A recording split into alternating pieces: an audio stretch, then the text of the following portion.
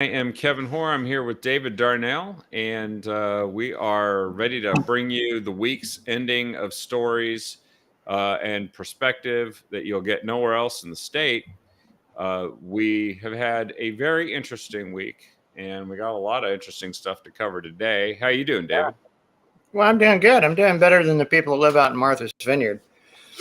yeah, yeah. Which Apparently, there's a full-scale foreign invasion going on that little island, and yeah, that's not happening where I live. So, yeah, that's 50 illegal migrants are assaulting with the assistance of their kidnapper, Governor Ron DeSantis. The stuff that the human trafficker. That's what I'm hearing from the left. That's the left's take on it. Yeah, bringing it, letting 5 million people come in and sending them all over the country. That's not human trafficking. No, only if you give them a bus ride to someplace nice. Yes. Well, I mean, it's not like they're going to Detroit, right? I mean, they're going someplace nice, good restaurants, probably some nice hotels, maybe some Airbnbs, I'm sure. Yeah, and I would say they've responded as you would expect a bunch of virtue signaling whinge bags would, which is they have decided that that it is a full-on emergency. Believe it or not, they have activated to accommodate 50 illegal immigrants in a sanctuary state, which makes it a sanctuary city. They've called up 125 National Guardsmen to assist. Oh my God, 2 to 1. Yeah, I mean, who knows if they're being assaulted? I guess that's what they have to do. And I'm sure people like Barack Obama and his wife Mike are taking people in. I mean, they get that big, beautiful home there. I'm sure they could accommodate 10 or 15, 20 people easily, right? Well, it's funny you mentioned that because one of the residents, a longtime resident, which is not what you can say about Barack Obama, who's probably a longer time resident of Kenya or Indonesia than he was of Martha's Vineyard. But a longtime resident there has asked the Obamas to open up their $12 million home to these newcomers. And, the home that is in apparently a horrific danger of being put underwater in the next couple of years due to climate change. Yeah. But nevertheless, Barack Obama persists in living there. Yeah. Yeah. Well, I'm sure he believes, that climate change policy will stop that. And him and the father of climate change, Al Gore, who also owns property right on the ocean, will be saved from calamity. But it appears they're facing a very clear and present danger right now, though, with 50. What do you call them? What do they call them? Migrants? They're just migrants. Right? They're actually Venezuelans, believe it or not, which maybe is why Barack Obama's a little concerned because he didn't exactly help out Venezuelans too much. When he was president, he actually made it worse. Maybe they're looking for a little payback on that. Could be. So it's Jane Chittick is her name. She's a former town official turned crime novelist who's lived in Martha's Vineyard for 42 years and actually spends part of the year in Florida. So she gets the whole picture. She sees the DeSantis side too. And she said that I don't think people like the Obamas with huge estates who live here in the summer will care about migrants. She said they all have these signs. Private property, no trespassing, do not come. Police are patrolling. Well, they've got police. They haven't defunded them. That's interesting. They have fences and walls around their property too, don't they? Yeah, and really high walls, the kinds that apparently work when the one at the southern border doesn't work at all, even though it's worked everywhere it's been. But I agree with her. I think that this is well stated. Apparently, some of the other deep-pocketed, well-connected inhabitants of Martha's Vineyard and Cape Cod are none other than Secretary of State John Kerry, left-wing comedian, and daughter of the Senate Majority Leader. The daughter is Amy Schumer, Seth Meyers, a comedian who does a late night show that basically spreads propaganda for Joe Biden, which Right. is like about the lowest form of humor you could have. Director Spike Lee, a stalwart leftist, and ex-Obama aide Valerie Jarrett, the person who probably was running our foreign policy most of the past so many years. And then this story, you've got to see this story, folks. Go take a look at this story because it has pictures, these idyllic pictures of everything in the town. It's beautiful. And I just don't see why they wouldn't be more enthusiastic about hosting 50 more people from. Are they anti-diversity? Is that Spike Lee and Amy Schumer and John Kerry and Barack and Mike Obama? I mean, is that the deal? I guess. I mean, with the exception of the Obamas, aren't they all white people? Oh, wait a second. The Obamas are the diversity people. Yeah, they have tens of millions of dollars. So yeah, Spike Lee too. So yeah, that's right. Yeah, exactly.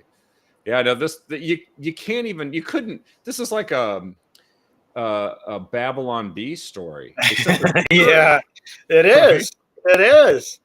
It is. We should research that, because I'll bet the Babylon Bee actually wrote this story a year ago and they just had to wait for it to come through. Yeah, I think DeSantis is making a fool of them, and they're making fools of themselves. So I hope they continue. I mean, there's lots of places you can send these poor migrants who are just looking for a better life. Yeah. Yeah. These poor military-aged males who are just looking for a better life. Yeah, and I think they're angry because he's held a mirror up to them. And as usual, they always they project on everyone else what they're guilty of, what they're doing, which when you hold a mirror up to them means that they get to see themselves, and they hate it. And I think we knew that they hated themselves and the country. But hey, I digress. Yeah. Yeah, it's a funny story. I enjoy it. So back to Oregon here. There was an interesting thing that happened yesterday. And if you missed it, I've just put into the feed here the YouTube video of this happening. It's the raw video of the demolition of the Boardman coal-fired electrical plant that generates, what did you call it? Well, it's not a coal plant. It's a Tesla fuel refinery.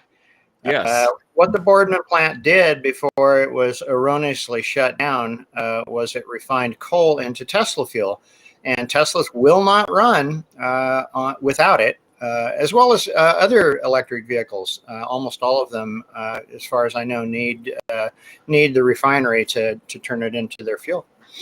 Yes. Well, and isn't it also true that the state legislature, run by the supermajority Democrats, passed into law they forbid that coal plant to be replaced by something that America is the Saudi Arabia has the greatest abundance of in the world, which is natural gas. They said you cannot build a natural gas fired plant to replace it. So they basically just want us to all Tesla fuel. Yeah, they want Tesla fuel, but they do have a solution. I almost forgot. I can't skip this one. Wind power off the Oregon coast. The Biden administration releases its plan, and actually the most hilarious thing is the picture that automatically comes up with this. It's a picture of Joe Biden, and he's got like a chart, some diagram, and he's pointing to it. And I'm like, oh, so this is an actual Joe Biden plan. Boy, ooh, yeah. That's going to be I kind of give Tesla drivers a hard time, but the fact of the matter is, man, I had my finger over the order button on one of those Plaid S's with 1,020 horsepower. But if you do own a Tesla, fear not in the state of Oregon. The word coal in the state of Oregon is much like saying Mufasa in The Lion King. But fear not, because AAA will now bring you a 5-gallon can of wind power if you run out of juice. Actually, that would be great to sell those at a store. It's a 5-gallon can of wind power. That would be great because it's just like it's in the great tradition of a pet rock or something. You just you buy it for novelty and you put it someplace where people can see it, so that they can actually. Somebody says, "Where'd you get that? What is that?" Now, Joe Biden actually, this is his brilliant scheme. He hopes to develop floating platforms in the deep ocean offshore, wind towers that could power millions of homes and vastly expand offshore wind in the United States. Where I guess that's actually an expansion of bird chopping, because that means if you could chop a bunch of them that are living on the land, you can go chop the ones that are living out to sea, flying around the sea. Yeah, get them rid of seagulls. Decrease the surplus seagull population. That's right, exactly. But the picture of this Joe Biden giving any instruction as to how something should be done, that should frighten any regular sane human being. Anyone with cognitive abilities that exceed his, which is pretty much almost everybody, sniffing hair seems to be the only thing he's qualified to teach. That's right. He's excellent at that. Well, that doesn't have. There's no cognitive impairment involved with that. That's right. Well, I won't go into that. There's some really good memes with that where he's been. He's creepy. Yeah, no, it is. It's super creepy Joe, and sleepy creepy Joe. And what I picture is a bunch of platforms floating off the shore, and they've got like a picture of Joe Biden with that, that look where he's kind of looking out into space, and they're floating like, don't run into this with a ship. It's oh man. Well, yeah. Everything's fine. Don't worry. So I suppose they're going to bury some undersea cables to transmit the power that's generated by those back to shore where we can use it. Yeah, like you can't cut those. You know that, of course. Yeah. China would never do that. No one would ever do that. But you know who thinks this is also super awesome? It's the least popular governor in the United States, Kate Brown. She says, quote, "It's time for states to act on climate change," unquote.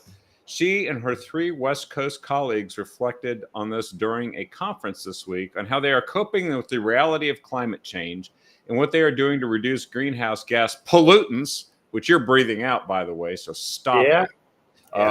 And she says that it's what's causing all the intensifying heat waves, rain, ice storms, wildfires, and floods, and any other weather you don't like. Anything you don't like, it's caused by, according to a super scientist, Kate Brown, the least popular governor in these United States. And the thing is, they promised to control the weather. And all it will take is infinite resources and sacrifice. So we're set. That's all. Isn't that awesome? Well, it's simple. It's very simple. And that's what I like about their plan. It's very simple. If they scrape enough money out of everyone's pocket, everything will be fine. Yeah. And really, in business, problems that can be solved by money, we don't really call them problems. We call them expenses.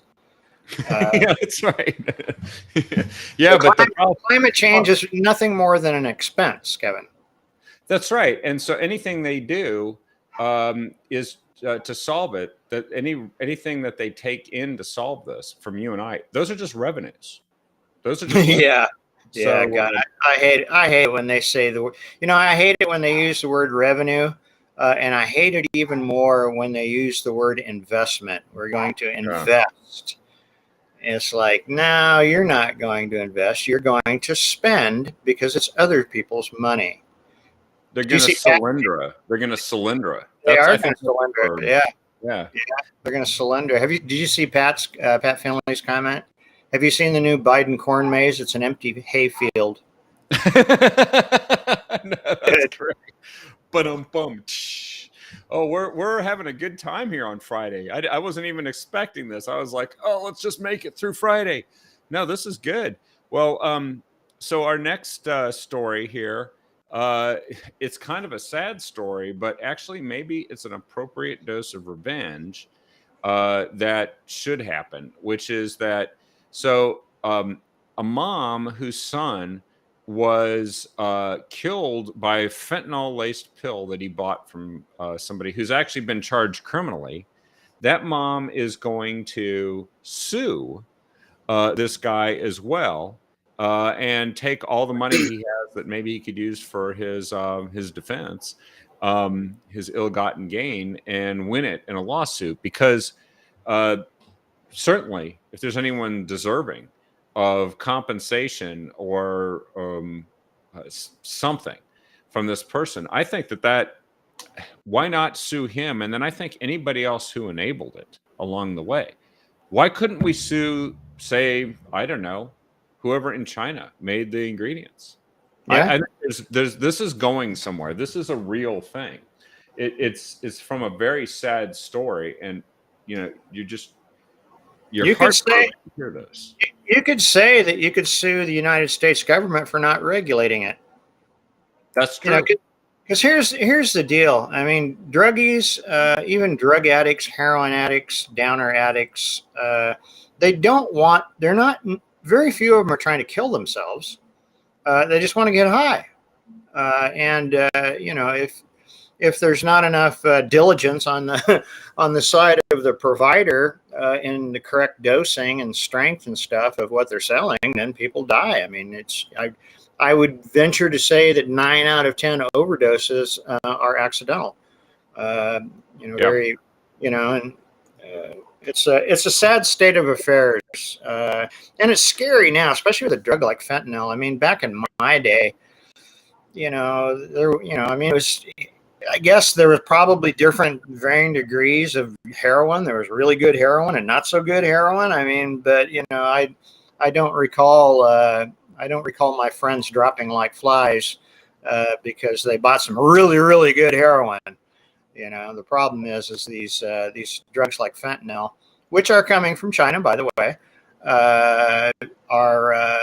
they're just they need to be micro dosed, I guess. But I think it's like 2 milligrams is enough to constitute an overdose and maybe kill you. Because actually, I just saw. I don't have a print story to send anyone yet, but just today, there's an administrator in a school. I think it was maybe in like South Carolina or someplace, and they confiscated something from one of the students there, a 13-year-old student, and he apparently put his face up to it just to see what was in it, and it killed him.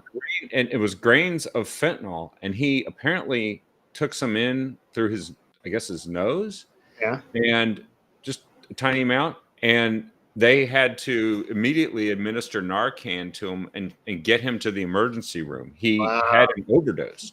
Wow. From what this kid was carrying in his backpack, a tiny amount of what he was carrying in his backpack. So this stuff, I actually heard yesterday that a bunch of attorney generals around the United States, state attorney generals, had sent a letter to the Brandon administration, which already, when you just say those words, you're like, oh yeah, no, it's not going to happen. Calling for it to be declared a weapon of mass destruction because of the sheer number of people it's killing. And actually, in the case of fentanyl, a lot of people who are exposed to it don't even realize it or know it. It's not like, well, you're not getting ingredients. You're not getting ingredients on the on the pills that you're buying or the powder that you're buying. I mean, you don't know. I mean, Percocet is that's one of the things they were lacing it into, and that's just a kind of a strong pain reliever, but it's not deadly. It could be addictive, but it's not deadly. And take enough of them they are, but yeah. Right, but I mean, a tiny amount of fentanyl, and it's a whole different story. And so that's what happened to this boy, and he's a teenager who might do dumb things, but now the consequence is death instantly, which is just heartbreaking. I mean, so it's time to do something about this, but I'm not sure how serious the government is about doing anything. And I think you're going to love this next story because it's deja vu all over again. Turns out that a couple of guys have been arrested here in Portland for 2 teens. Actually, 3 were arrested and only 2 were charged for setting 36 fires over the series of a couple of months at Mount Tabor Park in Portland. Wow. And the fires they were setting were intentionally being set as arsons to see if they couldn't burn the freaking place down. And the last one that they did, they got caught, was during the red flag warning that was going on. That was specifically put out there because of the danger of wildfire being generated, even in the city of Portland, in an urban area. Yeah. Oh yeah, that's serious stuff. I mean, if somebody, I think I touched on it in another show just recently. If you do that during the east winds that blow through Portland, it could be an absolute catastrophe. Now, I understand they were released. Is that correct? So that's the other side of the story, and this is bigger disappointing. Because remember when we weren't even allowed to say that anybody actually was lighting fires? Remember that? Oh man, do I remember that? Yeah. Oh, I remember that. The governor of Oregon contacted Facebook and told them to squelch any talk of arson caused fires during September 2020. Yep. Well, to make matters worse, when they actually catch some people intentionally doing this, what did they do? They set no bail for these guys. They didn't deny them bail, which would seem to be almost logical potentially. No, they said those guys don't have to post any bail. They're just free to go and prepare their defense because they're quote, not deemed to be a threat, unquote. Now, when the hell does lighting 36 fires during a red flag warning intentionally not constitute a threat? And that's Mike Schmidt's office, right? Or is that City of Portland? It's Mike Schmidt's office, and it is, of course, it had to be accepted by a judge. And this story kind of goes on talking about, let's see, he's putting his foot down, seen the fire marshal. The fire marshal's kind of involved in this somewhere too. But let's face it, this is a complete breakdown in the justice system, which ultimately its job is to protect us. It's not to make sure that a couple of teens don't get too rough a time for trying to burn the city down. They're going to kill somebody, and these judges and Schmidt are going to have this blood on their hands. I mean, it's we need to impeach some judges. So, in answer to your question, I think it was Pat. How do you get rid of judges? You impeach them, I guess you recall them. You recall them. Excuse me. Yeah, if they're voted in, you recall them. If they're appointed by Congress, such as a Supreme Court judge, then they can be impeached by Congress. Yep. Yeah, that's actually in the federal system. You can bounce them out that way, and that it seems like you can't make these stories up and people would believe them. Like, what? Could you imagine what do the people in Mount Tabor think? I mean, what's Angela think about this? I mean, she lives there. Good question. Maybe the media is not going to tell them because this deemed not a threat and released without having to post bail. I had to get that from Oregon Catalyst, which I've posted the article here. So, you know what happened? You know what happened to a guy down here that was caught lighting fires a month ago? I don't know if you saw that story. He was tied to a tree. Nice. He was tied to a tree by citizens until the sheriff got there and he was arrested. That is the way to do it. And look, if this keeps happening and the government doesn't do its job to protect the safety of citizenry and make sure that criminals just don't run loose, this is what's going to happen. That's super easy to figure out. I don't need to be a genius to know that eventually people are going to say, "The hell with this." I'm not putting up with it anymore. Arson is a violent crime that causes injury and death. I mean, it's not just property loss. Antifa, I mean, Antifa tried for how long did they try? About every other night for 150 nights to chain the doors on a building and light it on fire. Thank Yep. God buildings they tried to light on fire were not flammable, but they were trying to kill people. Weren't just trying to burn down buildings; they were trying to kill people. And those people were all released by Schmidt. You're right, Anna. Schmidt should be recalled. Absolutely, 100% should be recalled. And they were let let loose by a judge, because a judge got to sign off on that, right? Yeah. And go out and set more fires. It's God, man. Portland has just turned into a what I mean, hole. Well, it's unfortunately also a result of changes in state law and an attitude that persists at the state level, which we're going to talk about things that could change in the state here as we go forward. But this, why don't we hold off on the Malala Mayer story? I'm still trying to get more information on that, and I haven't been able to. But maybe we'll cover that in a subsequent night, because I don't really think I know quite what happened there. But we've got plenty to talk about here, and our next story really talks about how the crime wave is spreading outside of Portland.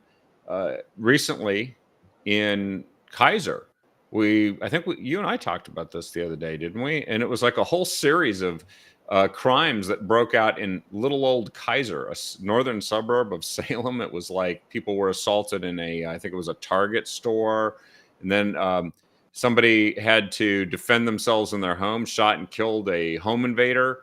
And then there was another crime someplace, and this is all within the span of a few days. And I think it was at the same time that the inane Salem Kaiser school board was abolishing school resource officers and introducing other woke idiot programs.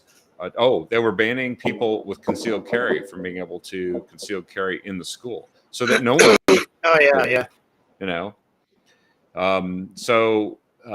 Kim Thatcher, state senator, who's part of her district, the new district, covers Kaiser, said that she has some advice, and that it's 4 very simple things that you need to do if you're going to protect people and put an end to this, what seems to be almost an out of control crime wave. And it's a crime wave.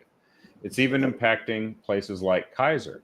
I'm looking for the article here. I thought I had it handy, but one of the things that she said is quite simply support the district attorneys so they can prosecute people, which, I admire the fact that she's stating this in simple numbers, like 4 things you can do. The 4 things you can do to stop suffering from crime. But in this case,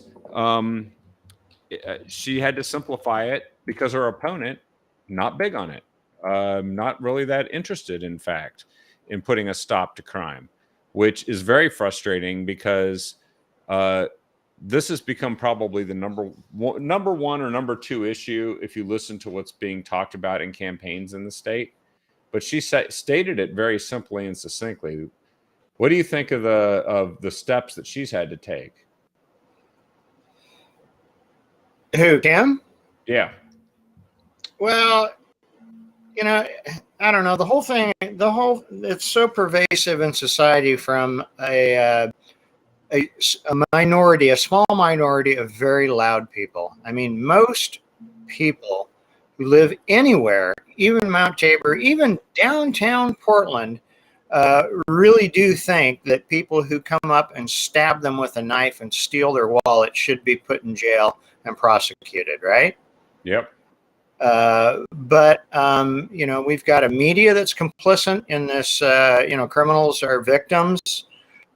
We have elected politicians who are complicit in this, and somehow they believe that, particularly the politicians, they believe that that's some sort of campaign plus for them to run on. And I just think it's abhorrent that that we will probably eventually start having news stories like this.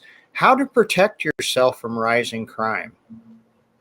You Yeah. know, Well, uh, as if it's a natural disaster that it can't be yeah, helped and it's not human caused. yeah, yeah. I mean, you kneecap the police. You don't support them. You sue them. You suspend them. If they take action. The Oregon legislature has shortened the list of tools that they have to deal with violent criminals. It's about the only tool they have left is to shoot them. And most police officers would much rather, do something else to get them into custody. But you do all that, and then you do not prosecute them. You let them out on bail, and here we have it. We have, I think what's crime nationally is up like 40%. And it's a lot of them are the Democrat-run cities, like the city of Portland. We know that Portland's violent statistics are up huge. Murders up, 50, 100, 200%? It's just some ungodly number in the city of Portland. And other crime, that just a few years ago, police would have responded to, and people would have called the police to respond to, like stolen cars, like someone breaking into their house. Apparently, we can add arson to that as well. The police are no longer responding because they can't even deal with the 8 shootings and 6 murders that are happening on any given night. I don't know how anybody remains a Portland police officer. And then that whole thing through the Democrat legislature filters out into the rest of the state, to where it's just a ridiculous. I mean, we know what they're after. What they want is they want chaos. They want a society in chaos. That's what Occupy was for. That's what Antifa was for. That's what BLM was for. That's what Defund the Police is for. That's what the SOS project, the Soros SOS project, is for. They want chaos, so that the government can come in and save everyone from the problem that the government created. Yeah, you need a big, powerful, authoritarian government to save you from the type of problem that the government can unleash by not protecting, putting criminals away. And by the way, one of Kim's, everybody can read that in the feed, but one of them was simply, I will support district attorneys who will prosecute and take criminals off the street. Another was fully fund, train, and support police. I mean, these are just like super simple things, and they aren't happening. And she says, when I get to the legislature as your state senator, I'll actually do them. And that's the other thing that people are not used to sometimes from a lot of virtue signaling that we hear from people on the other side of the aisle who don't really mean it. But it's interesting that you mentioned that this is spreading around the state. And by the way, I didn't mean to insult Kaiser as being a tiny little city, but it's certainly quaint and small compared to Portland, which is probably easily 15 times the size. And yet it's starting to have Portland-like problems. And that should be a wake-up call that you have to fight in every community to make sure that they don't unleash this crap on you. But OBI, Oregon Business and Industry, has formed a task force that's going to bring together the state attorney general, the district attorneys, law enforcement agencies, unions, and retailers to increase communication in order to identify the common problems, share information, and identify organized criminal retail crime networks that are literally going and just stealing stuff. And actually, there's another related story that I heard about.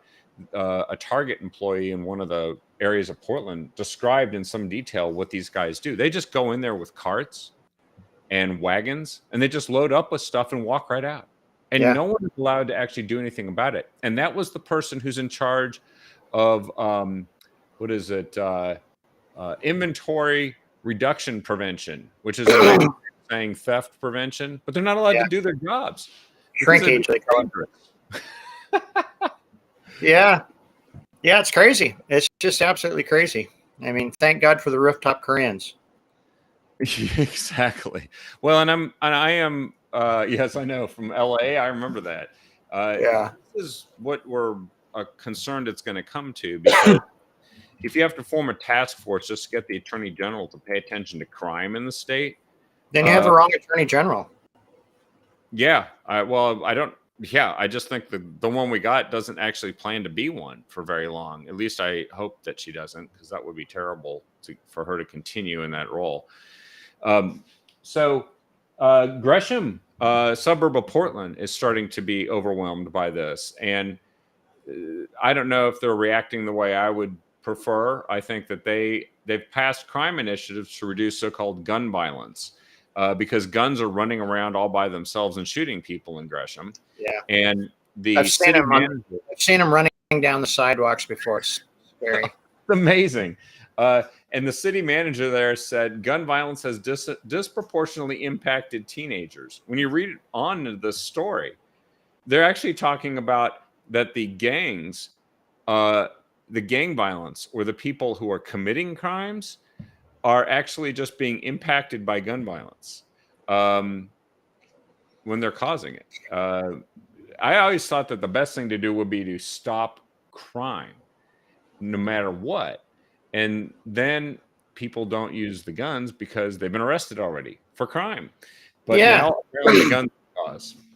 Yeah, in theory, if you incarcerate violent people who use whatever weapon, be it a gun or a knife or a hammer, if you incarcerate them, presumably society is safer. That's the way I've always understood how the justice system was designed to work. And they think that maybe instead what you do is incarcerate the guns, which and they just switch to something else, right? I mean, people are inventive enough. Plus, by the way, none of the people who are criminals seem to follow laws. So they just go out and get a legal gun. You and I get disarmed. The criminals aren't getting background checks. No, they're not making sure that the forms are filled out correctly. They're buying it from some dude that says, okay, you give me the meth, I'll give you the gun. We're good, right? Mm-hmm. And then this is unfortunately one of the reactions that, they're going to try this. I would watch this very closely because of the slippery slope and where it can lead. But Gresham is going to put up surveillance cameras all over the city streets in order to aid police because they don't have enough police. They say that that some of the cameras already installed, they've noticed a 20 to 50% reduction in crime in those areas. The downside is if you won't actually arrest and prosecute and take off the streets criminals, especially violent ones, then actually all you've done is turned the entire town into a surveillance police state like you have in China, where they can just decide, that David Darnell, I don't really want him visiting those people. He keeps meeting with people that I think might not be complying with the latest mandates from the governor. And I think this is a slippery slope, don't you? Oh, absolutely. Yeah. Yeah, absolutely. The whole idea of policing, I think, has just gone horribly wrong. I don't know if it was the 70s, 60s, 70s, or 80s, or maybe it was even into the 90s, but it's just gone horribly wrong. Policing, is, I think, probably as the founders intended it, probably the way it was carried out for, I don't know, maybe a couple hundred years or maybe 150 years in this country, is that police officers respond to crime. When there is a crime committed, you engage a police officer or a peace officer or a sheriff, whatever you want to call them. And they come and take your report, or they come and kill the bad guy who's trying to kill you, or, they protect you, or, at least, at the very least, get your side of the story and open up a case and do that thing. And now, we went to this crime prevention thing, which necessarily costs not just criminals, but every other free American. It costs them some degree of liberty. Either they are surveilled, or they are interrupted during their day driving their car to see if they're drunk, suspended, or don't have insurance. And these, it's just the wrong way. It's the wrong way to police, in my opinion. It's a very unpopular opinion of mine. Most people go, well, we need to stop everybody and make sure that they're obeying the law. I'm going, no, that's not how you live in a free country. That's not liberty. Liberty is not safe. Freedom is not security. And it's a lot like what they've done with trying to get on board a an airplane to fly someplace. Mhm. You know, Yeah. yeah, sure. There's You some have to general like checking for metal objects, but then you have to leave your gun in the car if you want to fly someplace. yeah, Why? and the amazing thing is that the instances where people engage in activity like the 21st anniversary of 9/11, those 19 hijackers, box knife. They didn't actually follow any clues and obvious clues. These guys were pulled over with fake IDs, driving a car, and the police let them go. It's kind of like, and they were pulled over for speeding at that point. Yeah, that's legitimate. That's legitimate. I guess it's legitimate policing, but as far as I'm concerned, there shouldn't be any speed limits. But that's another story. Well, it's like the obvious stuff where you could use your brain and put together clues. I mean, the Israelis provide an amazing security going into yeah, Israel. And they actually do things like ask people who have suspicious backgrounds questions. They don't prosecute them and throw them in jail. They ask them questions because they follow clues. They don't go and treat, grandmas in sweatpants and toddlers as if they could be as equally dangerous to what happens in a plane as a guy that checks all the boxes for one of the 19 hijackers on 9/11. It's just and Israeli citizens open carry. They do. They carry long guns. They carry freaking rifles on the school grounds where the kids are playing, so that they can protect the children. And they don't have to use the word mass with shootings because it ends before it ever gets to that, right? Yes, everyone is armed. Yeah. I mean, that's why. I mean, I'm sure that's why the people that are, come into any part of Israel and try to kill Israelis use bombs, because it's not like you can take out a gun and shoot very many people on probably any Israeli street or neighborhood without, having 100 bullets in you, from everyone that lives there. I mean, that works. It works. It's always worked. Well, the return fires hell. That's right. Well, why don't we kind of wrap up here with a final update on the governor's race? There's some big developments here in the last 24 hours. I think everyone should know because we try to keep people up to date. We've talked some about Betsy Johnson, the fictional character running for governor as a so-called moderate independent who's been a Democrat for 20 years and voted for nearly everything that they did. And won't tell you what she stands for now, by the way. She just demonstrates her moxie, but that's apparently not a policy, last I checked. But the candidate for real change, the Republican nominee, Christine Drazan, is seeing some things move in her direction.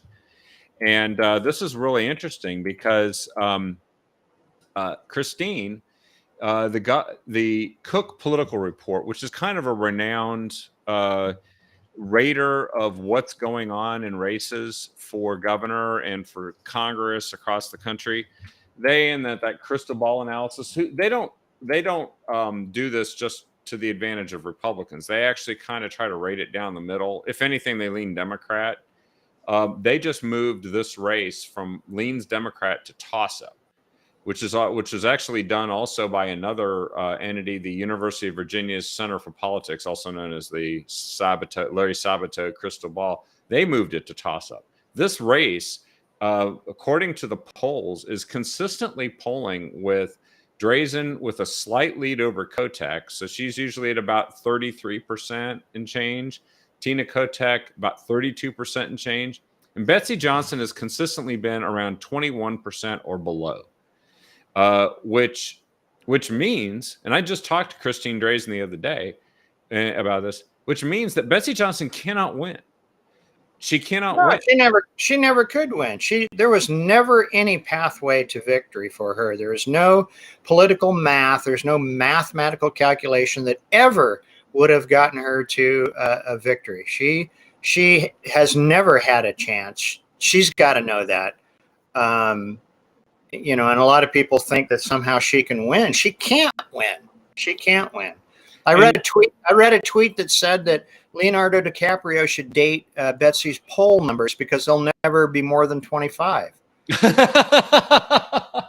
That's great. Well, and here's an ad that Christine just put out, and it is pretty darn good. I mean, the title of it is Rotten, and it's talking about what do you do when a system is completely rotten, which obviously the system at the state level, and we just have been talking about Portland and Multnomah County, it's rotten. What do? You throw it out. You throw it away. That's right. And you're not throwing that system out if you're voting for Betsy Johnson. You're voting for somebody who's pretty much mostly for the system and was in a position of power to do something about it for 20 years. And then you got Tina Kotek, who is literally the disease at this point that's put us into this situation. Now, some people are... Okay, yeah, Kotek and Johnson, same deal. I mean, they've both spent Johnson's spent more time. How long's Kotek been in there? 10 or 15 years? Johnson's been in there since 2012. Kotek's been speaker for 10 years, actually. So, I think maybe 16 years for Kotek, something like that. Yeah, and 20 years for her. I mean, these people that have created all these problems, and both Tina and Betsy, like this, they both created these problems. They can't be solutions. There are no solutions. They're problem makers. And they can't be changed because they are the cause of what we have, not the antithesis of it. Now, there's some people, according to this article in the Catalyst, that are starting to say they're thinking about leaving Oregon because they're afraid of Tina Kotek winning.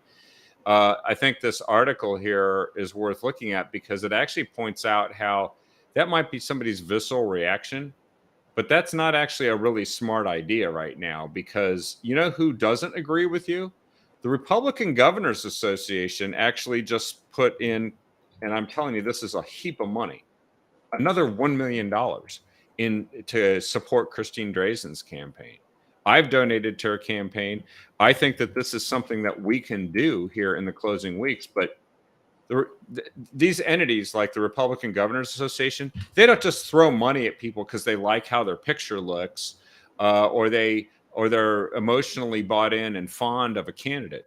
They bet on horse races. They look at they do, and that is what they're looking at, and they're seeing what the Cook Political Report and Larry Sabato's crystal ball is saying. This race is moving in her direction, and she is consistently holding a small lead over Tina Kotek. When the realization sets in for some of the Betsy Johnson supporters that she can't win, we're hoping that those votes float to us. I just hope a lot of Democrats who have had it with Tina Kotek, maybe they want to vote for Betsy, but the better option if you really want change is going to be to vote for Christine Drazen. Yeah. Well, it's the best, with Betsy. I mean, I have to thank Betsy with her in the race and raising so much money. I think she's raised $9 million, maybe more. With her in the race, this is the best chance that we have had for quite some time. I mean, it's not going to be. We don't need 51%. We consistently lose statewide with good, well-funded candidates at about 6%, even though we're down 10 points in voter registration, but we only lose by 6. So we do get Democrat votes. We do get independent votes. We do get a lot of NAV votes. But I think ultimately that Betsy will draw more Democrat votes than she will Republican votes. You can see it from her ads, too. I think that's the flavor of her ads. She's trying to convince Democrats that she's a strong pro-choice person who just isn't Tina Kotek. Right. And that's bound to suck up a bunch of Democrats who will bother to vote. And I think Republicans, we just have to stick together along with everybody else. The Democrats where the light bulb's gone off finally, or non-affiliated voters, independents who actually want change. They just don't think we can. You can't vote for people who've been in charge for 16 or 20 years and expect anything to change. Yeah, well, you can, but it's really stupid. Yeah, you can vote for them, but you can't expect the result of change. No, there will be. That's how it's stupid. Well, I'll take that back. There will be change with Kotek. I guarantee you that. And it'll get worse. It will not be for the better. Yep. Well, that's a good way to end on here, folks. That's a positive message, and you should feel optimistic. This is hardcore numbers.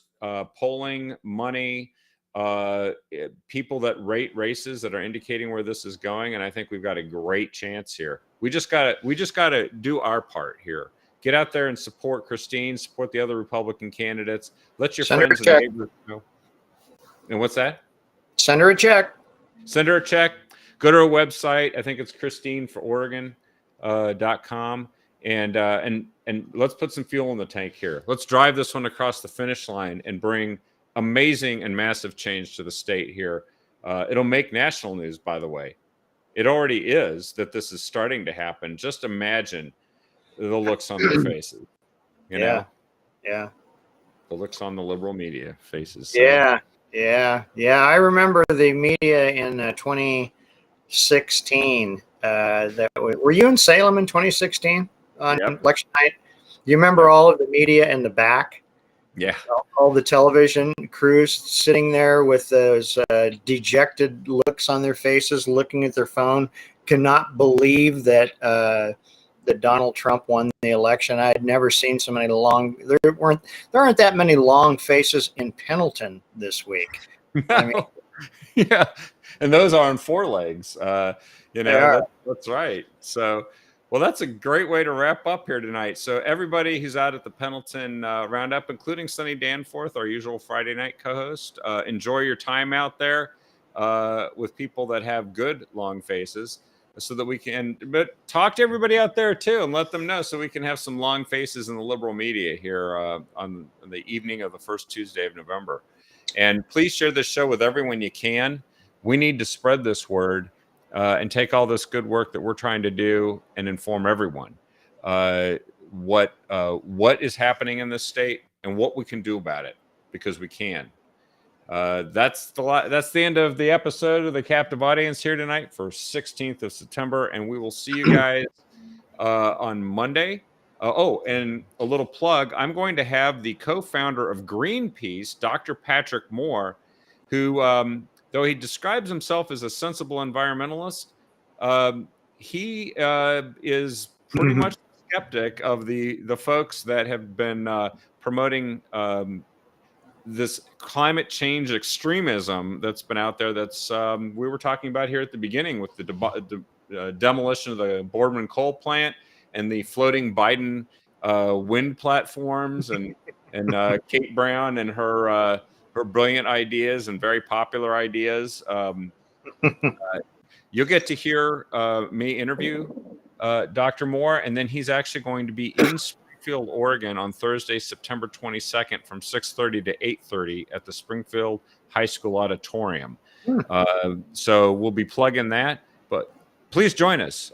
Post things in the feed and we'll ask him some questions. He's a really smart guy. I seem to remember once him saying that he decided that Greenpeace was no longer for him when they started trying to ban elements on the periodic table. I think he was on. I know it's science. Science. Yep, science. So anyway, guys, we'll have a great weekend. You have a great weekend too, David, and we will be back. You too, Kevin. We'll be back on Monday. Take care, guys. Good night, everyone. Good night.